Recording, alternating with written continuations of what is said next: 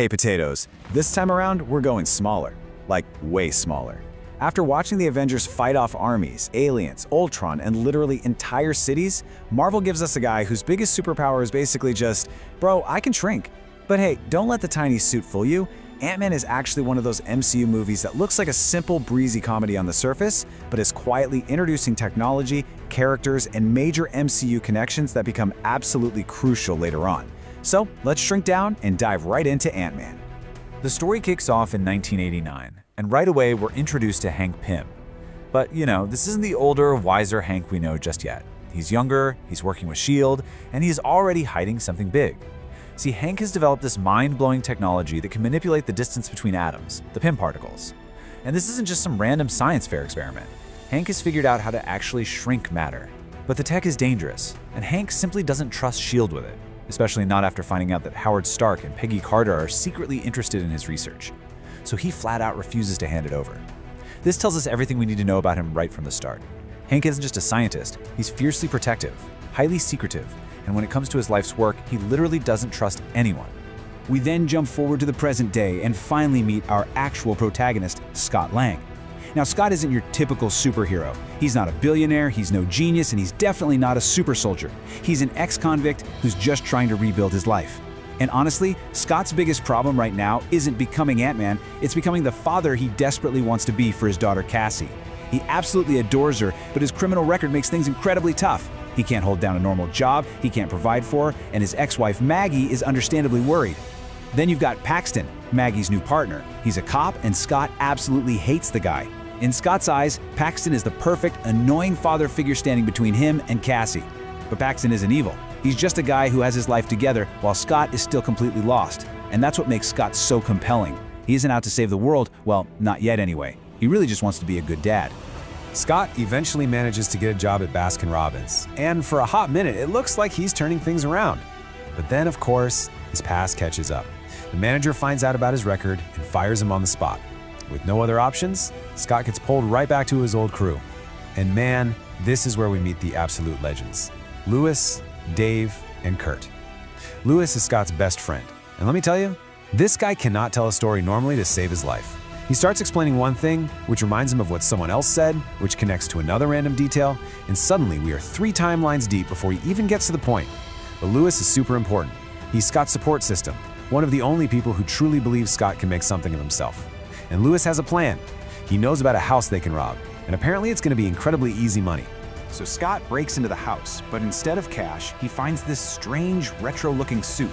He has absolutely no idea what it is, but he tries it on anyway.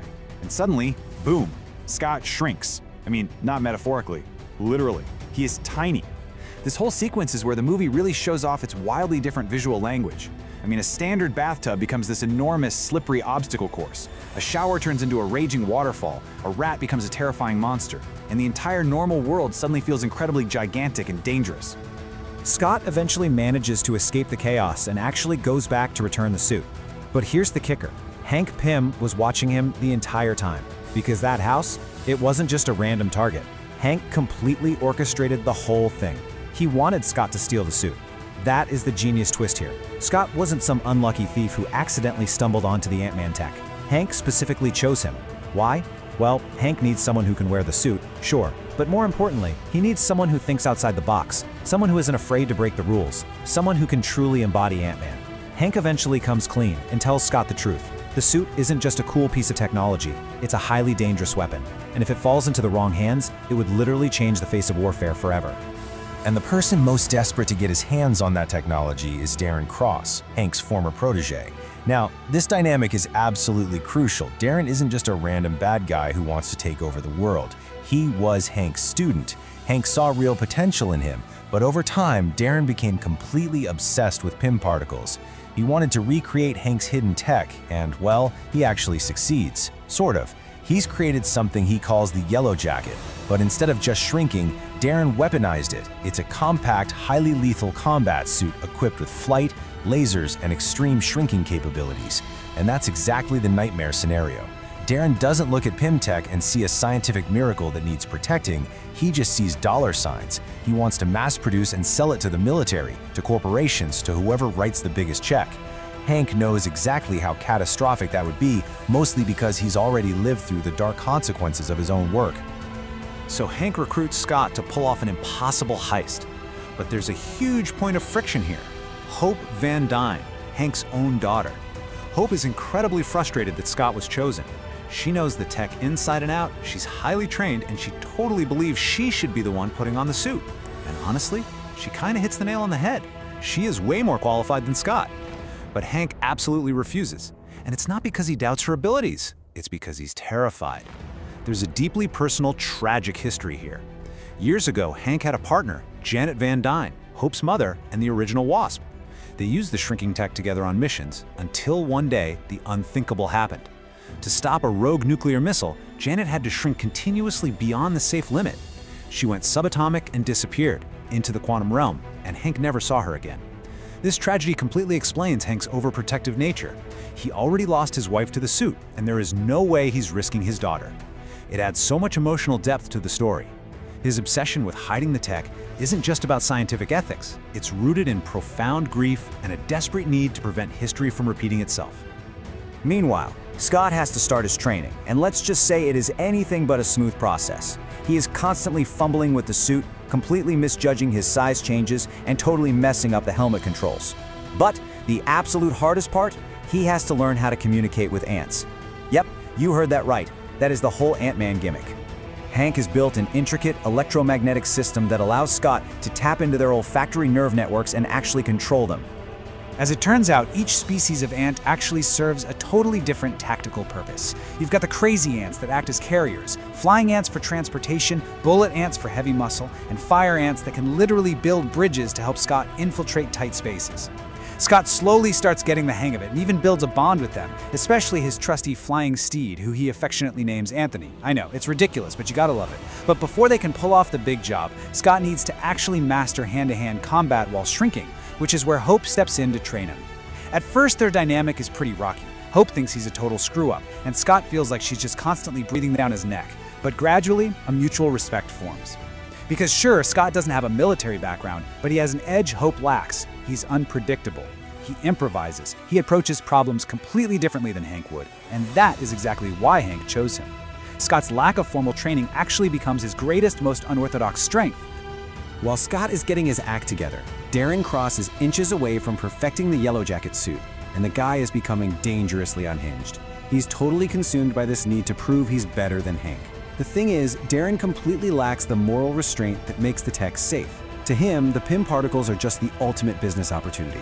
Eventually, Darren successfully demonstrates the Yellowjacket, and suddenly, the stakes skyrocket. We see this suit shrink, grow, fly, and vaporize targets. This isn't a lab experiment anymore. It's a weapon of mass destruction, and Darren is locking in buyers. Hank knows time is up. The mission is officially a go, and the steps are straightforward but completely insane.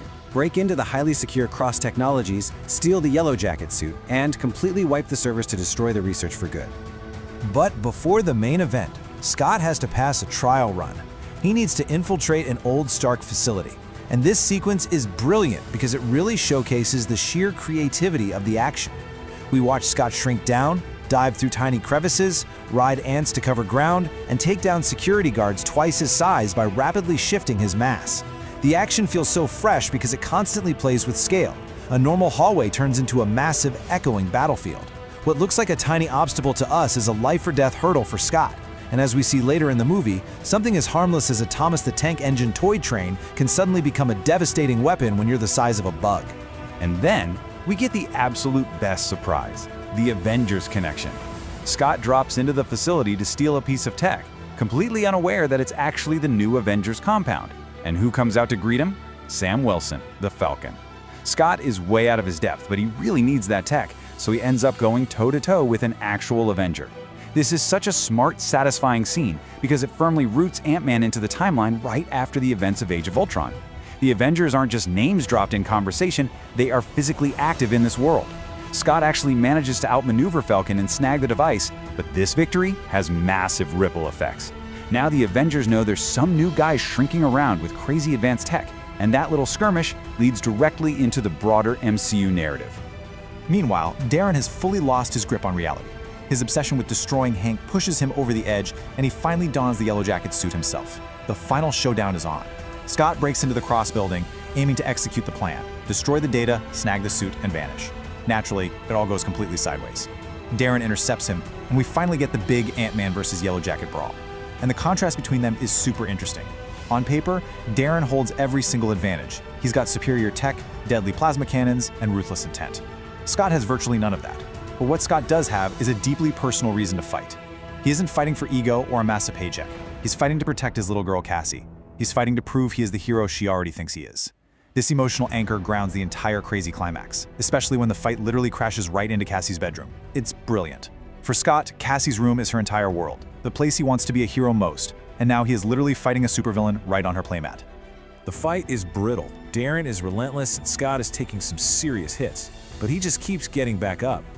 Finally, Scott realizes his standard tricks aren't going to crack the Yellowjacket armor.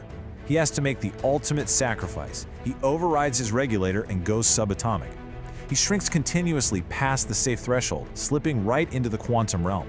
This is a massive, jaw-dropping moment because Hank strictly warned him that going subatomic meant disappearing forever. But Scott doesn't hesitate. Once inside the quantum realm, reality completely fractures. Space and time just stop behaving normally, folding in on themselves in these crazy kaleidoscopic patterns. But in the midst of this surreal void, something incredible happens. We briefly catch a glimpse of a silhouette, Janet. For just a split second, she's there. Against all odds, Scott figures out a way to reverse the process and blast back into the normal world, and the implications are staggering. If Scott laid it back, it means Janet Van Dyne might actually still be alive down there. For Hank, a man who has lived with this guilt for decades, it changes absolutely everything. For the first time in years, there's hope. So Scott makes it back, and the Yellowjacket threat is permanently dealt with. Cassie is safe, and the day is saved. But the fallout is huge. Scott isn't just an ex-con anymore. He's Ant-Man, and even more significantly, he's finally stepped up as the father he always promised to be. Even Maggie and Paxton can't deny how much he's changed, and Scott finally earns his rightful place in Cassie's life. But the emotional payoff doesn't stop there. Back at the Pym house, Hank takes Hope down to a secret vault. He finally admits that she was right all along, and he shows her a prototype suit. It's the Wasp suit. The look on Hope's face says it all. The original Wasp was her mother, Janet, and by handing over the suit, Hank is finally allowing Hope to step into that legacy. It's a quiet moment, but incredibly powerful. After spending the entire film suffocating her out of fear, Hank is finally trusting his daughter to be the hero she was born to be. And then, right at the end, Lewis comes through one last time. Because come on, you gotta have Lewis wrap things up. He gives Scott the rundown on the latest street rumor. Apparently Falcon is out there looking for someone. Scott's like, who? And Lewis casually drops that Captain America himself is trying to track him down. It's a quick, funny scene, but it officially merges Scott's weird, shrinking corner of the universe with the heavy hitters, and that perfectly sets up the post-credit scenes.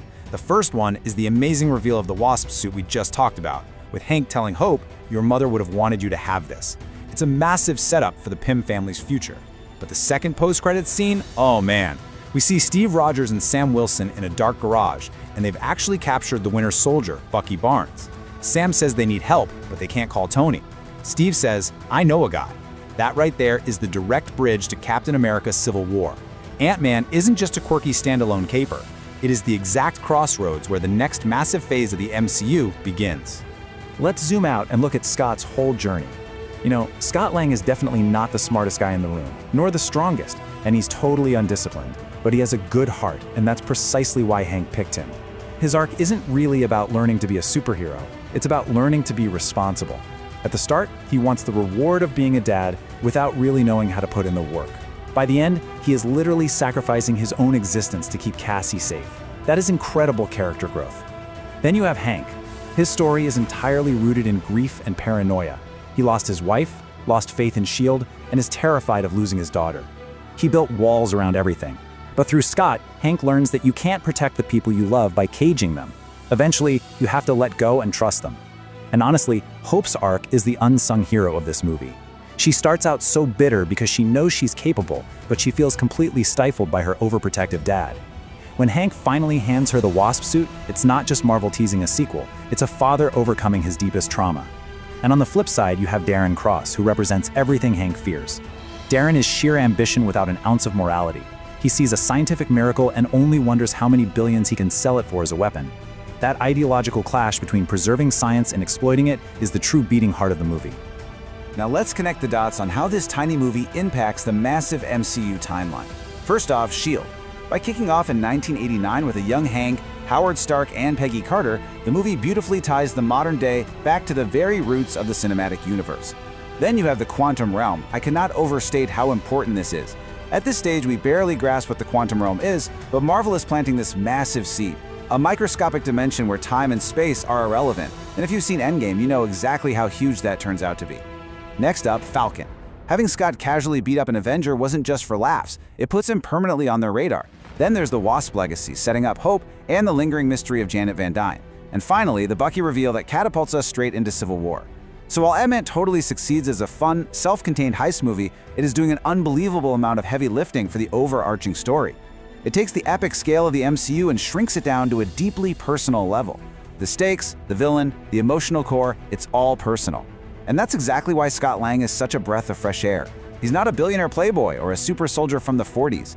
He's just a regular guy who made some bad choices, got handed a completely bizarre second chance, and decided to give it everything he had.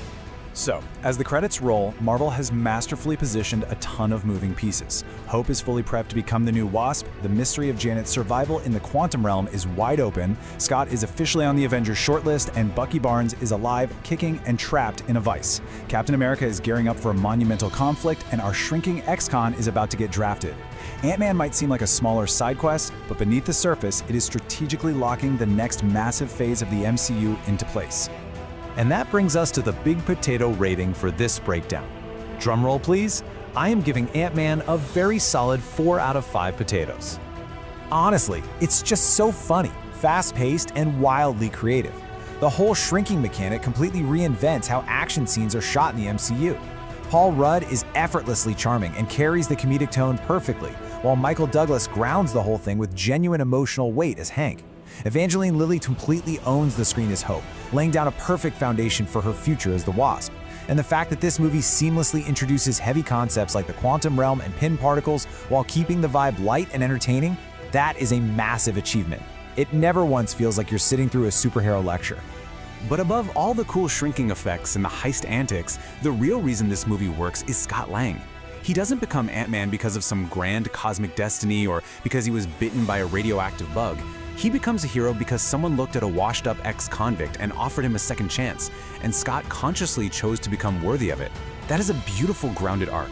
Watching him go from a guy just trying to scrape together child support to a hero willing to erase himself in the quantum realm just to keep his daughter safe, man, Scott Lang really came a long, long way. And now the larger MCU engine is roaring back to life. The Avengers roster is shifting, Bucky has resurfaced, and Captain America is bracing for an ideological war that will tear everything apart. And right in the middle of this massive, earth-shattering chaos, there is a tiny, wisecracking guy who just got an exclusive invite to the biggest superhero showdown on Earth. So, the next chapter is about to get incredibly serious. We are heading straight into the storm of Captain America Civil War. And trust me, things are going to look a lot different this time around. Because the Avengers aren't going to be fighting an army of robots or alien invaders. This time, they're going to be fighting each other. I'll see you there, potatoes.